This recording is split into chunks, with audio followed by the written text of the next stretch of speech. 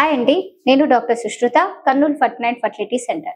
So AMH anti Mullerian hormone అంటే గర్భాశయంలో అండాశయాలకి బలం ఎంత ఉంది, 3 నెలల నుంచి చూసుకుంటే ఆ బలం అనేది ఉందా లేదా, అంటే ఎగ్స్ అనేది ఫామ్ అవుతున్నాయా లేదా, లేకపోతే ఎగ్స్ కౌంట్ తక్కువ ఉందా లేదా అని తెలుసుకోవడానికి ఈ ఏఎంహెచ్ టెస్ట్ అనేది చేస్తాం అనమాట. సో ఈ ఏఎంహెచ్ టెస్ట్ అనేది ఎప్పుడు చేస్తాము, ఆ రిజర్వ్ అనేది ఎప్పుడు ఎలా మనము డయాగ్నోస్ చేసుకోవాలి, ఎలా తెలుసుకోవాలి అని అంటే డేట్ వచ్చిన 2వ రోజు టెస్ట్, ఒక రక్త పరీక్ష టెస్ట్ చేస్తాం అనమాట. ఆ టెస్ట్ చేసినప్పుడు దానికి వాల్యూ అనేది ఒకవేళ 0.5 కంటే తక్కువ ఉంది అంటే రిజర్వ్ అనేది తక్కువ ఉందని అర్థం. 0.5 పైన ఉంది, 2 వరకు ఉంది అని అంటే కొంతవరకు మనము ఫర్టిలిటీ అనేది మెయింటైన్ చేసుకోవడానికి ఉంటుంది అనమాట. 2 నుంచి 6 వరకు ఉంది అని అంటే నార్మల్ వాల్యూ అనేది అనుకుంటాం. 6 తర్వాత ఉన్నదాన్ని పీసీఓడి అని అంటాం అనమాట.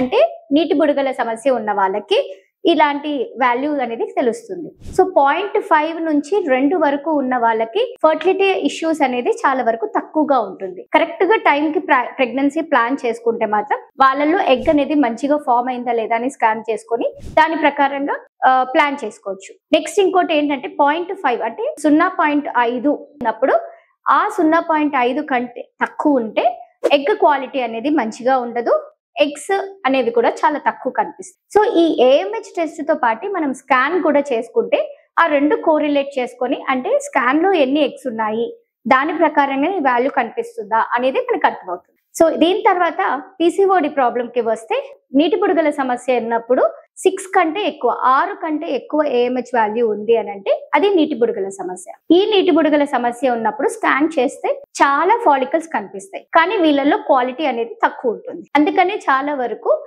ఈ క్వాలిటీ తక్కువ ఉన్నప్పుడు ఎగ్ ఫామ్ అవుతుందా లేదా అన్న కన్ఫ్యూజన్ ఎక్కువ ఉంటుంది. ప్లస్ ఎగ్ రిలీజ్ అయ్యేది కూడా చాలా డిలే అవుతుంది కొంతమందికి. సో వాళ్ళల్లో కూడా ప్రెగ్నెన్సీ అనేది కొంచెం డిలే అవుతుంది. సో ఇలాంటి టెస్ట్ తెలుసుకోవాలని అనుకున్నప్పుడు ఖచ్చితంగా డేట్ వచ్చిన 2వ రోజు థైరాయిడ్ టెస్ట్లతో పాటు ఈ ఏఎంహెచ్ టెస్ట్ కూడా మనం చెక్ చేసుకోవచ్చు. థ్యాంక్ యూ అండి.